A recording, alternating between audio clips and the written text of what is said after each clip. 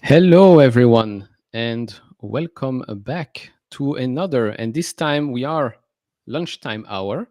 Although a couple of minutes late, and that's not my fault. That's not my fault. Welcome, everyone. What's going on, Neil? How's everything, man? All good. I'm wearing some green today. Hopefully that can help out the market. I don't know if it will. How's the stock market today? I know yesterday was pretty brutal. Not too bad. Not like yesterday. Now, yesterday was brutal, but then again, we had a couple of green days, so we're back to reality. And Neil, just want to give a quick shout out to everybody here. We have everybody blaming me for being late. So what's going on? Shorty, Digo, Victor, Waldo, Finist, Linux. So yeah, thank you all for coming and joining us. We got an interesting hour for sure. Yeah, I mean a lot of news. So apparently CoreWeave is going public tomorrow. I think you said that last stream, but it wasn't quite clear because I mean when you Google it, nobody. You were gaslighting me that it wasn't. Because Google was gaslighting me. It's been pretty quiet, right? Neil, I thought we would have heard more about it, especially the few days before. I was looking online, and most articles on it were 7 days ago, and I would have expected this to be a little bit more popular in it. But I don't know if you saw, Neil. There were some reports that CoreWeave plans to yes, maybe reduce their pricing and reduce kind of the shares they're gonna release this round. Yep, that's exact. I knew you were going to say this, so I'm sharing this. I'm sharing this right now. It's quite crazy, no? That these things get released like a day before, so they are now likely to seek a valuation closer to $23 billion instead of the $30 billion that was originally targeted. I mean, one day before, that's quite a weird move, I'd say. I think it's so weird, that this is where we're at in the AI market, that it's so hard to value. In one day, you can kind of change your valuation by about $7 billion. I think that's wild. And it's not like it's a $1 trillion company where 7 billion is only a small percentage. Here is a massive over 20% cut of its valuation in just a few hours, if these are true. I mean, it's basically a Nebius less. If you take a Nebius, you remove that, and that's basically what has happened here. why do you think this is the case at the moment? Do you think it's because of everything that they released in their S1, all the talk about the reliance on Microsoft, less demand? What's the reason? I don't. I think it's just the market volatility right now, Neil. Um, I think for them, it probably makes more sense to reduce that share amount. I think that's also discussed. I forget by how much they reduce the amount of original shares that they're gonna um, release this first round. And by doing this, I think it's going to create more of like a hype on the stock. If you have obviously less public shares, you're going to kind of have that arm momentum based out where it's like small floats. And it's going to allow them for in the future to really kind of scale up with the hype. They're going to say, hey, look, oh, look, our shares jumped from whatever dollars. It doubled in the past 6 months. Now we can even sell more shares. So I'm guessing that's going to be their overall thoughts. Yeah, I mean, interesting. I don't know by how much they're going to decrease it, but I don't know from what I've been seeing, reading, it has a lot to do with just the concentration of the revenue that it's coming from Microsoft. What 61%? What was I think the number that was shared, which is pretty crazy. And then when you have reports that Microsoft again might be scaling back on some data center leases, expansions, the timing could not have been worse this week. But it is an important IPO, right? This is the first very, very big IPO in the tech space, in the AI space. So hopefully, hopefully it does well. I mean, the reports were saying that it was 5 times oversubscribed. So I guess there is a lot of demand. So yeah, maybe they're playing 4D chess here. Yeah, Jordy was asking here, what does CoreWeave do exactly? I think the easiest way to think about it is kind of like uh, maybe a simpler version of like your cloud server providers. They don't have kind of the full bolts and whistles and kind of all those software solutions like Google Cloud or Microsoft Azure, but they kind of have that AI infrastructure for the AI space and the cloud space. I think yesterday, Neil, both of us read it, the semi-analysis piece that came out yesterday, and semi-analysis actually did a ranking on what were some of the top cloud service providers, and they actually listed CoreWeave as the only ones who hit the platinum based on these rankings that they did. They mentioned that they want to upgrade these rankings on a multiple times per year, maybe every 3 or 6 months, regardless. CoreWeave was the only one that, based on various things that they look at, security, storage, other types of things that you are crucial in the cloud server space. CoreWeave was the only one. And pretty cool, Neil. In gold, you had Microsoft and Nebius and Oracle, which were pretty interesting to see that.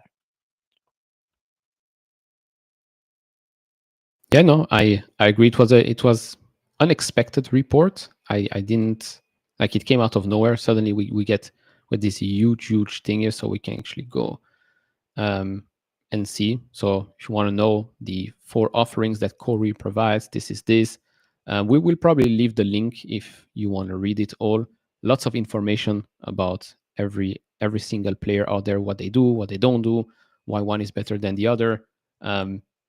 But yeah, CoreWeave going public is also probably going to have an impact on Nebius, since they're pretty close with what they're offering. So if a CoreWeave is suddenly going to be worth $50 billion after it goes public and the stock goes up in one day 50% or whatnot, if people start to compare it with other players and they see, oh, actually Nebius is on that list as well, not that far behind. Nebius is only $6 billion, might play a part, in that as well in the coming days. But yeah, interesting stuff. This is basically what's going on right now. So again, I guess Broadcom is taking a hit more and more. I think we were quite spot on the comments made on Broadcom. AMD is actually down 3% today. So I wonder if the guy is going to come on and talk about our bet today, or maybe he forgot about it. But yeah, mixed results. I think the market opened extremely red, and then things recovered 1 hour or so afterwards. But yeah. And here we go. Just kind of shout out to Renato and June over on your channel, Neil.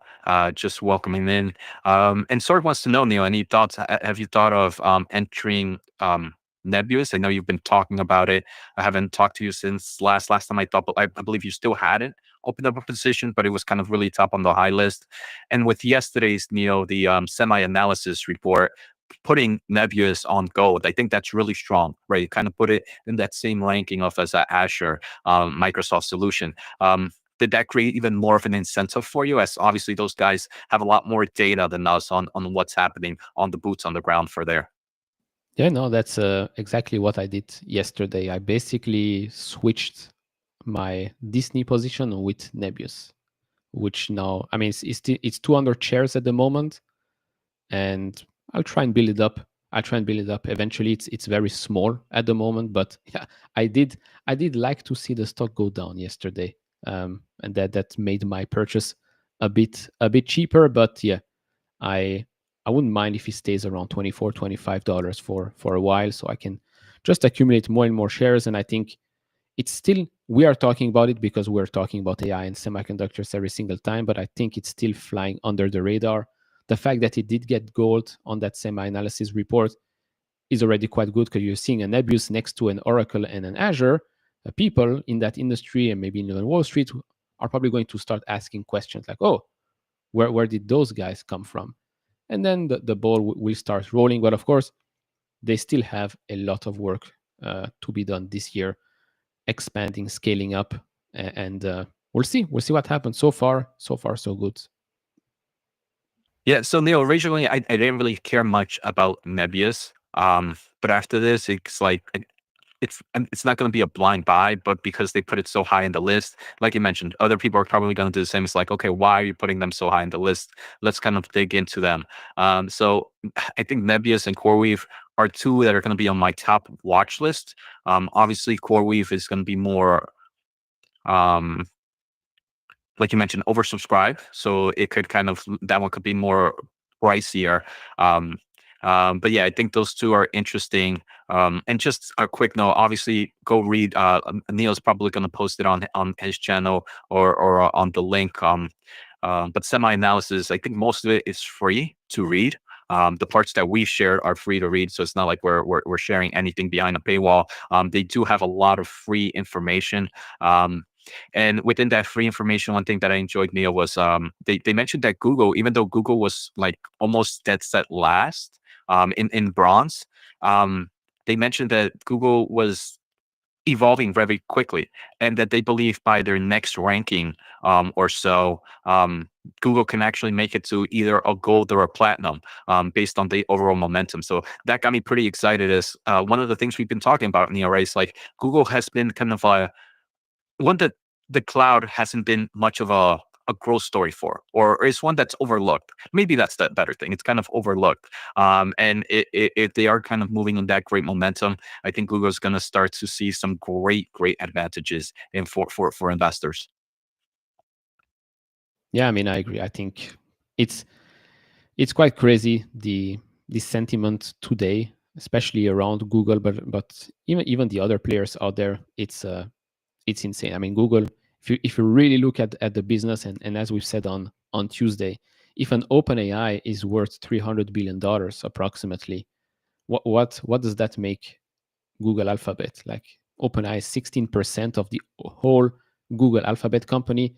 It doesn't make any sense to me. Like, zero cents. But okay, I think the market in the short term can make 0 cents. And with the new releases from Google, I think they are making some noise in the AI space for sure. Um, so let's see what were any questions you wanna Or you. just Oh, sorry, comments here. Jeffries. Yep. Yeah, there was a small price target change, I think from 130 or 135 to 120, um, citing AI challenges and actually Intel resurgence. So I'm like, okay, a win I take. I'll take the win for Intel. I'll take the small hit for AMD, but nothing really that changes my vision or my conviction or thesis on AMD at all. But I did think about this today with everything that we're hearing right now AI space, data center build out, slowing down leases, etc., etc. Do you think that's one of the reasons why AMD did not want to give us guidance this early in the year? Because they didn't want to jump the gun and say, oh, we're going to do X, Y, Z. Either it's too low or maybe too high, and then they're going to take a hit because it cannot be met. I don't. I I don't think that's the reason, and I think these kind of data center cancellation leases are kind of overblown a little bit. Even the TD Cohen analyst kind of explained why he wanted to make the point, but he shared that. I'll talk a little bit about it. But first, with AMD, I think with AMD, Neil, we know AMD's AI revenue is probably going to be very light in the first half, because I mean, I don't think most people are going to be buying the 300 or the 325 MI 300. I think everybody's really saving up for the MI 350. So if and AMD would have given us a guidance for this year, and then most people try to maybe cut down that on a quarterly basis. So if you give us $10 billion of revenue, I'm going to expect you to do 2.5 billion every quarter at least. But if the first half is going to be so weak and you barely get like $1 billion or so, the market, I feel, will get up too scared. It will be too scared of kind of those numbers. It's like, how can you do 10 billion if this quarter you did 1 billion, next quarter you're doing 1 billion? So I think maybe Lisa Su is trying to be a little bit more cautious with the guidance. And once we get closer to the 350, if I still believe we might not get a guidance, Neil, but I know you said there is. If we are to get a guidance, I think it'll be closer to the 350 release where they can actually show those numbers. Yeah, I mean, it makes. I mean, Lisa Su is playing this game very, very smartly. I think. I mean, yes, they're behind. They're behind Nvidia. Okay, fine, but she she knows how to play the game. And Neil, actually, I want to talk about the data center story in a bit. But first, I like this question from June. So, June, any thoughts on Marvell? So, June, I know you follow Marvell as well, so I would love to hear your thoughts. But I don't know if I'm still. The reason I have been kind of set back a little bit on some of these ASIC solutions is after this GTC event, I don't know if I'm just too emotionally bullish hyped on Nvidia right now.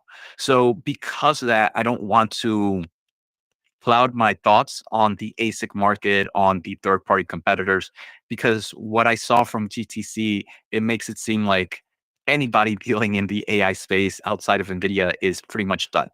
And that's the I believe that's more of just the hype coming in from what I saw in the event. I'm waiting for that hype to cool down into me internally. But overall, I mean, the data center side for Marvell is growing. They mentioned this most recent quarter that they've seen the bottom on a lot of their core markets. Um, and the great thing is, this one is not as big of a player as Broadcom in the ASIC space. So the chances of them just even still growing, even with heavy competition, is a little bit higher, in my opinion, because they have such smaller market share. So long term, I'm still very bullish, but I, I now, with NVIDIA's GTC event, I put more of a yellow flag to a lot of these ASIC players. And again, I just don't know if it's because of the hype that I saw. I've gotten myself last week with GTC, so I'm waiting a few weeks. We're going to reread that earnings transcript and see how my thought process goes with Marvell at the moment. But June, I know you follow it, so would love to hear kind of your thoughts on it. Yeah, I mean, it's going to be an interesting space. Marvell, Broadcom in the next coming years with all of the new launches from Nvidia, from AMD. See how they compete. I found this a very, very, very funny comment from Mark.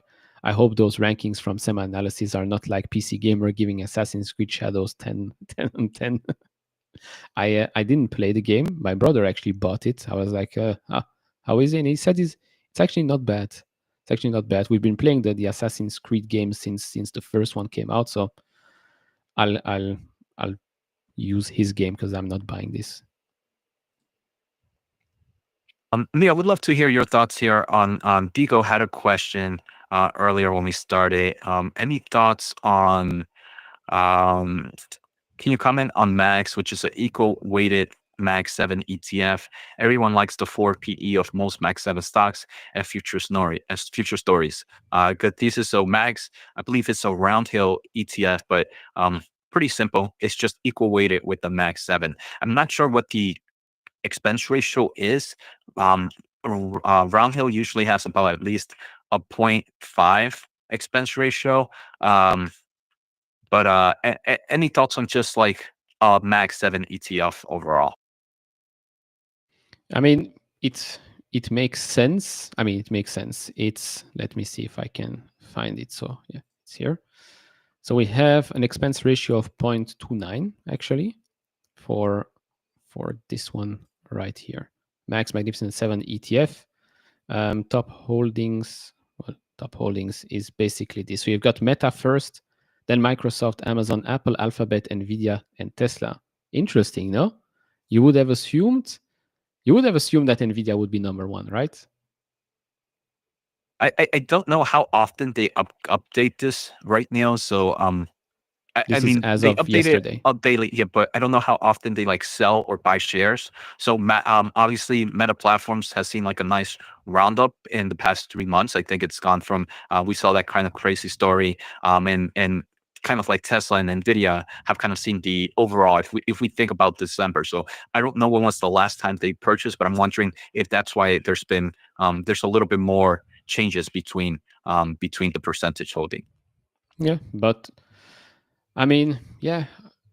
Look, when you buy the S&P today, right, or whatever you buy, and these companies make up a lot of the market today, right? If these companies go up, the market goes up. If these companies go down, the market will probably go down. And here you just get way more concentration in those companies, which, to be honest, if you own four of those in your portfolio, why not just buy this and you have the other three as well?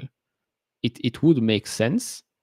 Yes, there is an expense ratio, and you have to be okay with, let's say, the rankings that they have. Although, let's face it, not such a big difference. Although, yeah, from Tesla to Meta, that's 7%. But Meta being number one, I wouldn't complain. Far from it, actually. Um, but yeah, it makes sense. To be honest, makes sense. I think if people ask, oh, should I buy the S&P or should I buy something like this, or maybe the semiconductor ETFs that we've been talking about, it's, again, it depends what you want exposure to. If you really want just semiconductors, then there is that other SMH, I think, is the ETF. If you want exposure to all of these big tech companies, then this one, in my opinion, is a bit better than just buying the S&P, right?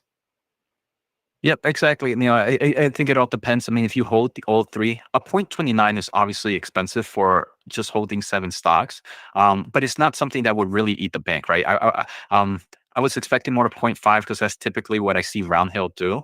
So 0.29, it's not going to eat the bank, in my opinion. You're really not going to notice it. I kind of have like this equal exposure on sites with other 7 players, and you don't have to manage it. I think it's okay. And yeah, if you have equal bullish on all 7 stocks, then I don't see this as a bad idea. It's just, hey, look, I don't have to manage it myself. Someone else can do it, and I just pay a super small fee from it.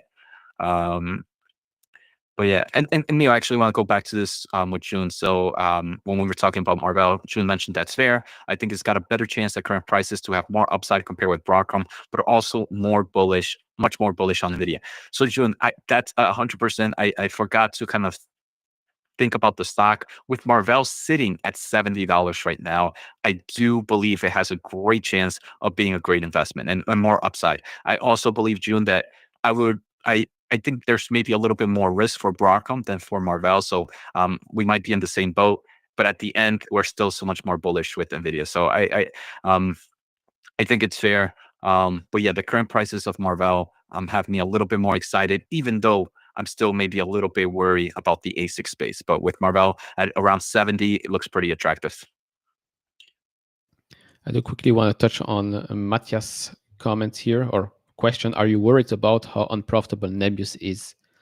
To be honest, no, because we are so early in the journey, in the growth story of Nebius. It's a company that has significant amount of cash at the moment and zero debt. Of course, I fully believe that they're going to raise more cash. So I expect some dilution. Yes, I know that's going to happen. But the fact that they're not profitable today does not worry me because of the pace of growth, infrastructure build out. Ask me this question, I'd say 3 years from now. If in 3 years they're still burning a lot of money, then yes, it's probably going to be an issue. But the way that they're growing right now, I don't think that's going to be an issue, in my opinion. And Neil, maybe we can hit up on that data center story that we saw yesterday. And was TT Cohen mentioned that Microsoft had canceled about 2 leases, I think, or 2 plans on data centers. First, I don't know if this is a refresh story. I think we heard something very similar um, From a few them. months ago. Was it? I don't know if this is just a rehash of that same story, and then just kind of, or is this some 2 new data centers? But overall, Neo, even within the note, they mentioned that they believe what's really happening is Microsoft gave up some of its investments that it was going to do for OpenAI. Um, because, like I mentioned, OpenAI just wants a blank check, it wants a sugar daddy. Microsoft wasn't doing it. Microsoft had already planned maybe some of these leases beforehand.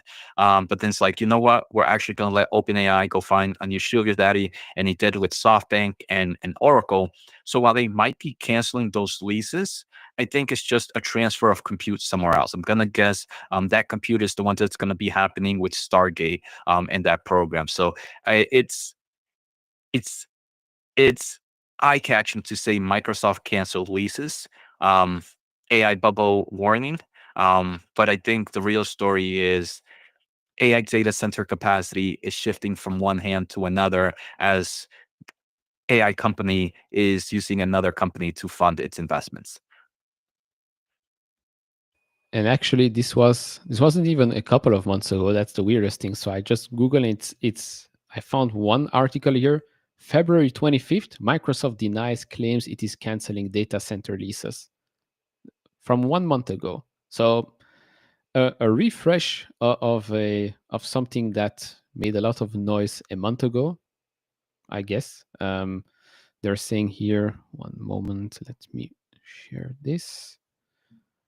Where is this? Voilà. Let's put it here. So this year, last year alone, we added more capacity than any prior year in history. While we may strategically pace or adjust our infrastructure in some area, we will continue to grow strongly in all regions. This allows us to invest and allocate resources to grow areas for our future. So again, I don't know why we're talking about this again. Maybe there are some changes since then, but if this was the explanation from Microsoft a month ago, I highly doubt something has drastically changed in a month. And Neil, I think this is something that is we're going to start seeing a lot more as the data center market is what's super crucial about. But I don't know where I've read it. Again, I don't know if this is a dream, but I feel like I've read it somewhere. That in the data center market, it's not unlikely for them to cancel leases. That for example, they believe that sometimes they expect a region of Atlanta, so they start to grow in cloud space. So they start to plan of maybe building a data center near those hotspots, which are going to need more compute power. So they start to not even make signed contract leases, but start to make at least some discussions that they're going to build data centers in Atlanta or near Atlanta. But after a few months, they end up seeing, hey, look, actually, what's happening there is not what we thought. We haven't signed the lease. We actually are seeing more growth needed in Austin. So instead of building it in Atlanta, they say, hey, look, we had discussions here in Atlanta. We're going to cancel that. We actually need it more in Austin. So it's sometimes it all shifts with volume. And it's something that happens very often in the data center space, but because the AI market is so important, everybody's trying to find that crack in it. And anytime they hear something like this, even though it's happened in the past, this is the first time we're really looking into it so deeply. So we're finding it right now. Yeah. I mean, and we're going to see this in the next report, in the next earnings call. I mean, you're going to see this in the data, whether or not they've expanded or whether they're canceling stuff. So it's not like something that they can hide from us for that long. I do want to touch on this thing that was released, well, just now. Alphabet tops 2025 most innovative companies list with an AI boost from Gemini and Gemma. This just came out from Fortune. So Alphabet apparently is doing something right. Um, in that list, we also have Microsoft at number 2, Apple number 3. Okay, now How's I'm Apple number 3? yeah, now I'm starting to question this list. If Apple is number 3, then yeah, then there is something very very wrong here. But I mean, Adobe and Cisco cracked the top 10 this year, so the list is a questionable one. Questionable list. Yeah, this is quite strange. In the top 50, we also have AMD, by the way. I think for the first time. So yeah, I mean, I saw the title, I was like, okay, cool. But then I saw the Apple number 3 and then Adobe in the top 10 with Cisco. I'm like, okay, well, what's the criteria? Because maybe we can be on that list as well. Maybe next year, we just come out with some stuff. Maybe like Robinhood. I don't know if you've seen that, but you can now order someone to get you cash from an ATM, because that's apparently a big thing in 2025. People go to ATMs to get some cash. I don't know.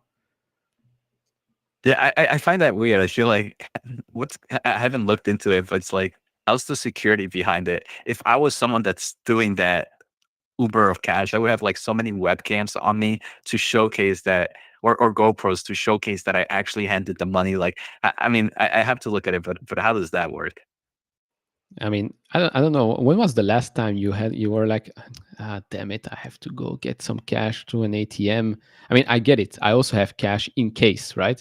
In case I have to pay, I don't know, the cleaning person or whatnot. I always have some cash laying around, but it's not something I was like, let me think of a feature I can add to an app. And I'm like, order cash, like order Uber Eats, no, order cash. I'm like, maybe 10, 15 years ago, that was something cool. But today, uh yeah, I don't know. Plus then you can also tip the guy, but I'm like, it's cash, so the guy can tip himself, and I would only find out later on. Who knows? Yeah, I feel like that's gonna open up a lot of cool stories or funny stories in how that progresses. Yeah, Um, probably very Neil, we popular in got Colombia. Ariel said he really missed us. He missed the last episode because of work. We were also late last episode because of Neo, but I was 1 minute late today, Neo, and everybody says it's my fault. Yeah, but I mean, he did miss last episode. Let's be honest, Ariel, you missed it because AMD was close to 115, huh? But today you're back because we are at 105. So let's see. What do we have here? I saw a few questions, but now I lost them. Neo, anything you saw in the market, besides all the stuff that we just discussed, Neo, that we haven't More discussed yet? more tariff talks, right? We get more tariff talks as we get to that. I think, you know what? After April 2nd, I think the market starts to move to the upside, I'd say. Because April 2nd, you get a list of exactly what's going to happen. Now it's every day something else. Like yesterday, suddenly, puff, tariffs on cars made outside of the United States, tariffs on Europe, maybe, etc. Not maybe, most likely. But April 2nd, we will all get a list of exactly what's going to happen. And I think that's what the market is missing right now. Up until then, I'm pretty sure that a lot of countries are calling Lutnick, are calling the president to say, okay, let's talk. Let's talk. And they'll figure something out. I think they'll figure something out. It has always been about figuring things out. There will be tariffs for sure. How how hard? I don't know. How high? I don't know. But after April 2nd, we are going to get way more information. The market should chill out. But then later in April, we have a new earnings season coming up.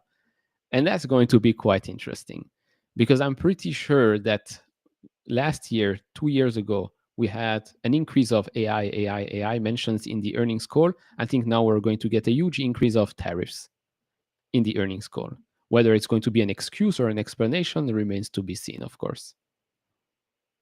And Neil, I think we started to see that more in the late earnings season. where a lot of companies started to give guidance maybe a little bit weaker than expected, and it was mainly due to the uncertainty of what things can happen. And now it's with this uncertainty maybe becoming certain on April 2nd. Um, then I think I agree. It's going to be more of like, hey, look, you gave us a weak guidance last time. What are you going to tell us this time on the things that you know now? But yeah, I think it's going to be a lot of tariff and AI talk in this upcoming earnings, and it's a really wild time, Neil, because like usually after earnings we have kind of like a very quiet time. But this time earnings just followed the tariff talks, and then jumping back to earnings in a few. I think TSM is already doing like in 2 3 weeks their earnings call. So earnings season is starting right back up. Yeah, I mean, yeah, we're starting. I mean, the first couple of ones are what? Are TSM, ASML, Tesla, Netflix, AMD, I think, are one of the first ones in the first 2 weeks of an earnings season. By the way, did you check on ASML's buyback program more recently? I have not, so I don't know if we want to pull that up, Neil. I'll try to find it in a bit. But question here from Bike. TSM seems very cheap here. What catalyst do we need to see a rally, or do we expect it to just trade in line with Nvidia? Um, Neil, I think for most part of it, it is going to trade in line with Nvidia, as one of the drivers is the AI revenue. But I think Micron and TSM has also mentioned it, that they're starting to see great tractions on other opportunities. I mean, Micron mentioned it, that maybe the PC mic cycle is happening earlier than not earlier, but it's happening sooner now, where or they're seeing some traction. And I think the consumer space. I mean, TSM at the end of the day, while it is an amazing company, it's still a supply chain company, and the supply chain is run by consumer demand. So if you do see kind of a nice growth in consumer products, that can be a very, very bullish sign, and a very great way for TSM to beat earnings expectations and beat revenue expectations. So I think one catalyst could be a huge turnaround in consumer confidence, which can drive a lot more sales of chips in general. Yeah, I mean, like you said, like buying a TSM, for example, is like buying the semiconductor market. That's basically the sentiment at the moment, for sure. Very good company, right? Very good company. I mean, without it, we don't have Nvidia at $3 trillion or close to it. Same with ASML, although a bit different, but still same. In the meantime, when you look up the buybacks, let me see here. So did I take any gains from Alibaba? I did not. I did not at the moment, but I'm thinking about it maybe just to add to some other positions, because Alibaba for me has done extremely well year to date. Maybe I'll buy more AMD. So AMD going down, Couch going up. So far, Couch not really going up, but down. We'll see. We'll see what happens. PainPal is definitely painful. Yeah, it's a pain. It's a pain. But I am exactly yesterday's video. I'm still very confident in PayPal doing well in the future. It just so far the market is just punching me in the face and like, no, you're wrong. You're wrong. But I think I'll be right. I think I'll be right. Just a matter of when, not if. And if I'm wrong, then you can come back to this to this stream and laugh. Yeah. So Leo, here's the update of ASML. And hopefully no one laughs at you, Neil. No one better laugh at Neil. He's my friend. Um, it seems like they're buying back around 320 million euros on a weekly basis right now. And as prices continue to go down, they don't really increase it much, but they're still. I wonder if it's their plan. I think. I mean, the repurchase of total program right now is 35%. I wonder if they're just doing a math to make sure they hit that 100% by the end of this year. I think I think they've mentioned that they need to hit 12 billion. I don't know where we're at, but I know they probably bought rather than that. But we can see they're constantly buying here, Neil, and spending about a billion every 3 weeks or so. I mean, not bad. I mean, it at first was what 7-8 weeks of nothing, and then suddenly they started to ramp up the buyback, but then yeah, it stays the same. So yeah, if they like it at this price, I think investors should like it as well, right? It's quite clear that they view their share as, or their stock as undervalued at the moment. And to be honest, it's great value at the moment. And ASML at these prices still very important, even with all the tariffs, all the export restriction, and all of that. I still don't see another company really competing with them, if we're being honest. Yeah, I agree, Neil. I mean, usually I'm not bullish. Not bullish. I usually ASML and TSM are two companies that I normally kind of go with that approach of they're kind of the semiconductor um, markets. ASML looks pretty attractive, and even TSMC lately for me is looking a little bit attractive. And it's one that I believe can outperform the semiconductor market at these values. So I think there is opportunity here in the semiconductor space. And someone mentioned it. I forgot. They mentioned that TSM. Oh, here we go. Renato, TSM down in 6 months, shaking my head. People only buy it when it's at all-time highs, right? So you kind of get all this excitement. Not from the group here. I don't really see it from this group here, but historically in other social platforms, um, you get everybody wants to buy at the all-time highs, but when stock prices drop, you don't see that happening. Yeah, no, I agree. And we have some smart folks here in the chat, in the streams. Ariel, big fan of us. Thank you very much. Big fan of you as well. Although I might maybe owe you a share of AMT later this year. Hopefully not, but you can keep coming back each and every week, and we'll have this interaction. But yeah, no, it's true, right? When stocks are high, everybody's like, oh, I hope it dips so I can buy more. Then when it dips, it's like, no, I don't want to touch it. It's a falling knife. It can dip even more. And I'm like, okay, then even if it goes to $1, you will not touch it, because then you will say, oh, it goes out of business. So yeah, that's why I say, if you like a certain business at a certain price, shouldn't really scare you.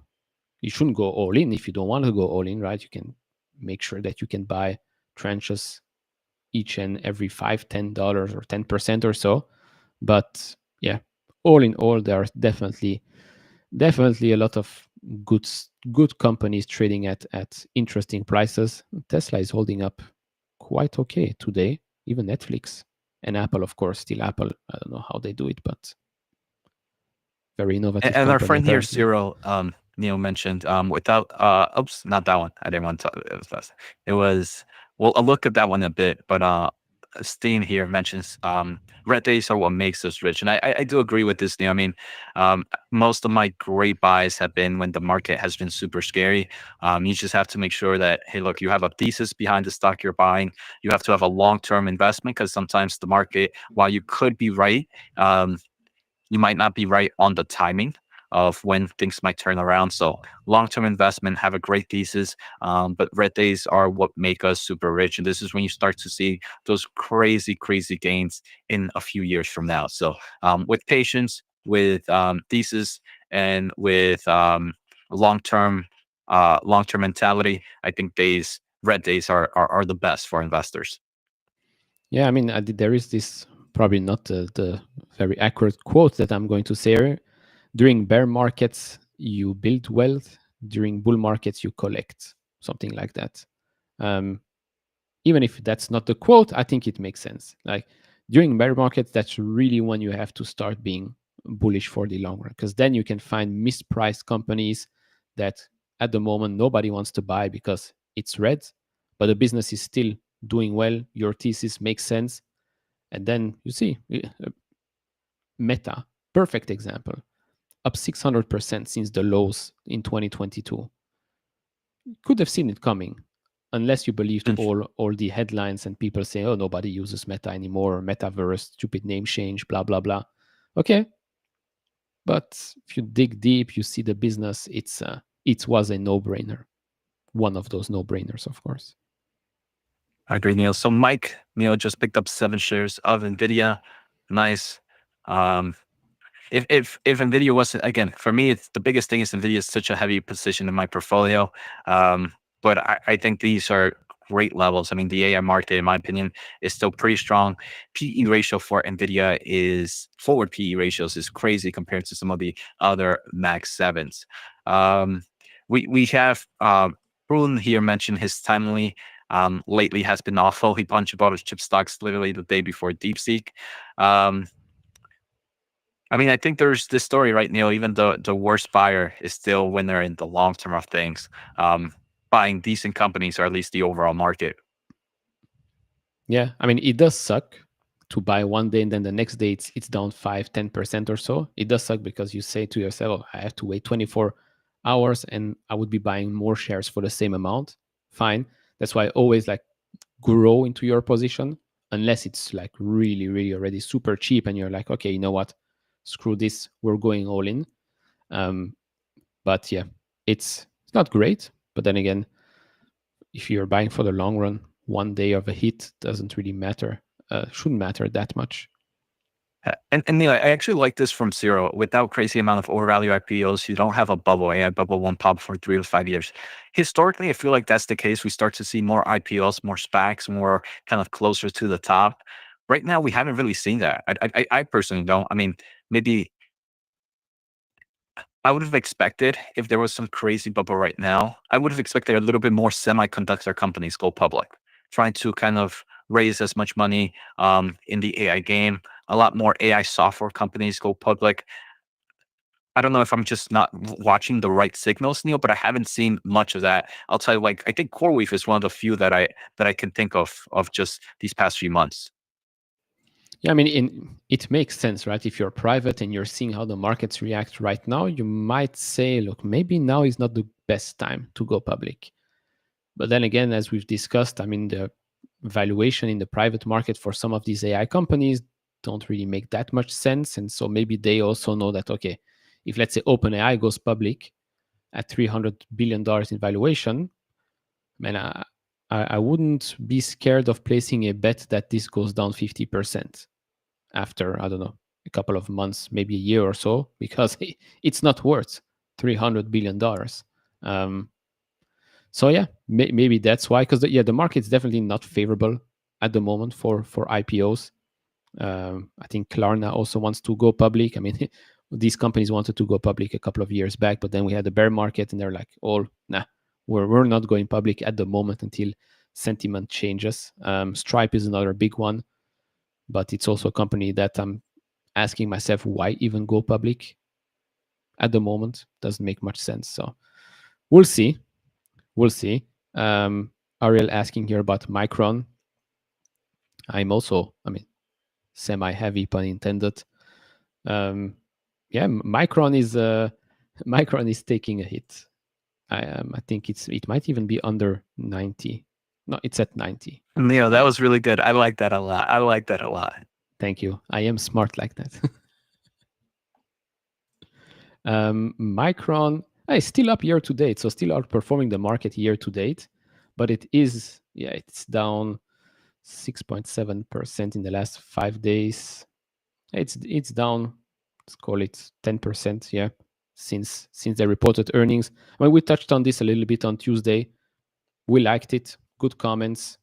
Markets at the moment are irrational. So okay, we're back to $90. We're back to $90 levels that we've seen before. So we'll see if $90 holds. But all in all, the company is that's the most important thing. They're still doing what they have to do. And if that's the case, then I think we'll be fine. Yeah, yeah, Neil. I want to say out of their earnings call and some of the channels that I'm reading, I don't see any new bearish thoughts on Micron. I still think, I mean, we discussed plenty of tailwinds here. The only thing maybe is eventually Samsung will enter into the space, but at the same time, all these other players are going to be developing the new generation of the next generation. So I don't know. I'm very bullish in Micron. I think the market is worried about nothing and not nothing, but it's worried. But it's they're not understanding the consumer story still hasn't even started yet for Micron. When that starts and they're already kind of the trade off ratio of HBM, that's going to create some interesting pricing discussions in the future. If you don't have that, if supply is not there to keep up with demand, that's when pricing goes into the favor of Micron. Yeah, no, for sure. And I mean, and it also shows that the market, Wall Street, although everybody wants to say, oh, Wall Street gets it. No, sometimes or a lot of times, Wall Street just does not get it. They think they get it, but then they got it wrong, and things go down, things then go up, price target upgrades, downgrades, price follows sentiment, and I think that's what we're going to see. I still don't expect any huge slowdown when it comes to like HBM or something like that. I mean, they grew what 50-55% quarter over quarter, so yeah. And Neil, when it comes with these analysts, right, they have to add another factor into their equation, and it has to happen within the next 12 months. So that is a massive variable, in my opinion. And as a long-term investor, you don't have to put that in your equation. Right. If you're looking at that long-term thesis, and because you don't have to put that in your equation, you can look more at the business of where it can go from here, the overall growth story, and you're not worried if or if not is if it's going to happen within the next 12 months. So um, I think that's one of the amazing things that long-term investors have. They don't have that complicated equation of what happens in the next few months. Yeah, no, I agree. Um, Quick reply to this question: what about SK Hynix and Micron? What's the competition like? So SK Hynix, I think at the moment are still the market leader. Um, Samsung is struggling, so Micron is picking And up the pace a little bit. sorry, Neil, I lost you there for a second, but I think it was my side. But I don't know. I lost my train of thought. Okay, no, just to say that SK Hynix is still the market leader at the moment, and probably for a long time. Um, this is one. I mean, we touched on that I think a little bit last week. So, are you guys bullish on the recent acquisition of Alphabet for Wiiz, the cybersecurity company that they're going to acquire for $32 billion? It is not cheap. It's expensive. It's expensive, but you're getting a company that is, what is it now, 5 years old or something like that, but it's growing extremely rapidly, highly competitive, and it fits what Google Cloud needs. It's not something that, oh, they just bought that, so the other players are going to retaliate or something. No, Wiz's customers are actually Google Cloud's competitors. So now they've got that. So they've got their hands in multiple honeypots, as someone said in the previous stream. So I think it makes sense. It's not cheap, but then again, Google has the cash to do so. So that's fine by me. And then we'll see how it works out. Then we'll see how it works out. Big acquisition, but it's a pretty good one in my opinion. Opens up quite a lot of opportunities for Google and Google Cloud to grow even faster in the future. Oh wow! First, let me see. So first, Neil, I'm not too familiar with the acquisition, so I don't have much more to share there. Next, this one really got my attention from David Ben. Jose might be happy to know that I got a signature at GTC. That's pretty cool, David. Hopefully, it wasn't on your boobs or anything like that. Hopefully, you can keep it. But yeah, that's pretty cool. Um, Maybe one day I'll show up there. Then Digo also mentioned GPU gaming was down $1 billion for NVIDIA. How much more upside does graphic actually have? Well, HBM3 and HBM4 actually have an impact. So HBM, high bandwidth memory, Digo, is only used in kind of AI accelerators. So like your H100s, your H200, your Blackwell platforms, and the upcoming Rubin. So in forms of the gaming GPUs, you're not going to see HBM there. You are going to see kind of the more advanced DRAM technology, which I believe right now is GDDR7 or 6, I forget, but it's kind of like the leading edge DRAM, and that is HBM. What it will do is kind of create a supply issue with what's going to go on the consumers and what's going to go on the AI accelerators, because to make DRAM, to make HBM, you need to use a lot of DRAM. So if you're looking at HBM, you're more focused about the AI accelerators. If you're looking more at the consumer goods, you're looking more at leading edge DRAM or NAND technology. Yeah, and I mean, last quarter were they down $1 billion? I'm not sure, but I do know that right now, for at least this time, they stopped really their selling of the RTX 4000 line as they kind of progressed into making and building up the RTX 5000 line. So that was one of the reasons why it was lower than before. Because if you go to most places, they have low supply of the 5000 and they have no new supply of the 4000 series. Okay. Yeah, I mean, AMD, Nvidia, they're all sold out. So MSRP prices don't even exist anymore, which really is a shame because it's every time the same thing. Do quickly want to touch on that because I've seen BYD, the question, a couple of times. So to be honest, since BYD is a Chinese company, their reports are quite confusing sometimes. So they're doing very, very well because they've got plenty of models, cheaper ones as well. So they're growing extremely rapidly. With the fast charging one, I saw the announcement last week. I don't know when this is available or how many times you can use it, or it's good to use it for the health of the battery. I don't know. But yeah, BYD is a very fast growing company. And I know people will say, oh, huge competitor for Tesla. Yeah, it's a competitor for Tesla, but I think it's a bigger pain in the butt for all the other automakers out there that cannot make profitable EVs or that cannot keep up with the pace of innovation from the Chinese players. Not much to add there on my end, Neil. We have a few minutes left. Thomas here. ASML is looking attractive. We kind of talked about it, Thomas, already. Neil, did we? I was bullish. Would you say you're bullish too on ASML right now? Yep. Yep. I don't think for me, Neil, the ties to China, any China partnership is really a major concern. It's not like ASML is doing anything crazy in China right now. I think Thomas might be talking about that they recently announced that they're going to build a repair center somewhere in China.